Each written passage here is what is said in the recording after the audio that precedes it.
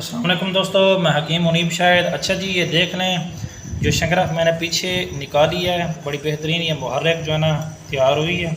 کھرل کر رہا ہوں، کوشش یہی کروں گا اسے تقریباً 3 سے 4 گھنٹے کھرل کروں۔ اچھا، اگر آپ اکیلی کچی شنگرف لے کر 3 گھنٹے مسلسل کھرل کر لیں تو کھانے کے قابل وہ بھی ہے۔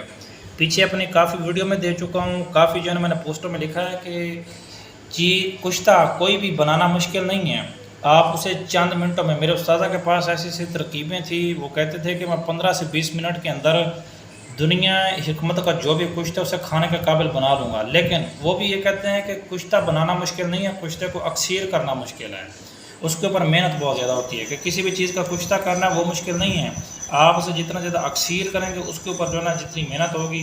اکثیر سے مراد اسے کتنا پاور میں لے کر جاتے ہیں، اگر اسے پاور میں لے کر آنا چاہتے ہیں تو پھر اتنا زیادہ جو ہے نا آپ کو محنت کرنی پڑے گی۔ اب یہ دیکھیں تقریباً کوئی میں نے 4 سے 5 منٹ کھرل کیا ہے، یہ بالکل پھول چکا ہے۔ کوشش یہ کروں گا 3 سے 4 گھنٹے جو ہے نا اسے مسلسل کھرل کروں۔ تو اس طرح کے بہت کم لوگوں کے جو پریکٹیکل کر کے دکھاتے ہیں، ورنہ آج کل وہ باتوں والے لوگ بہت زیادہ ہیں۔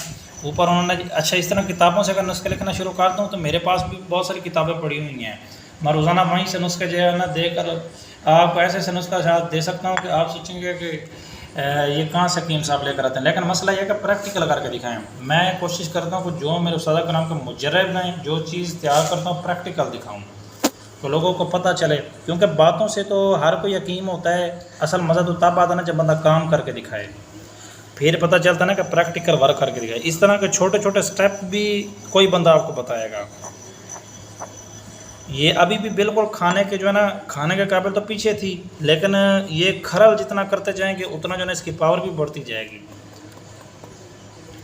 تو خیر ٹھیک ہے جی، دعا میں یاد رکھیے گا انشاءاللہ جب وہ اگلا سٹیپ میں کروں گا یہ دوسری شنگرف کا، یہ آگے جو ہے نا کیونکہ اسے میں نے توڑنے کی کوشش کی تو یہ آسانی سے ٹوٹ نہیں رہی تھی، تو میں نے کہا چلو جی اسے ایک ہوگا آگ جو ہے نا اسے اور دے دیتے ہیں، تو تھوڑا سا نقطہ ڈال کے۔ تو ٹھیک ہے جی، دعا میں یاد رکھیے گا، اللہ حافظ۔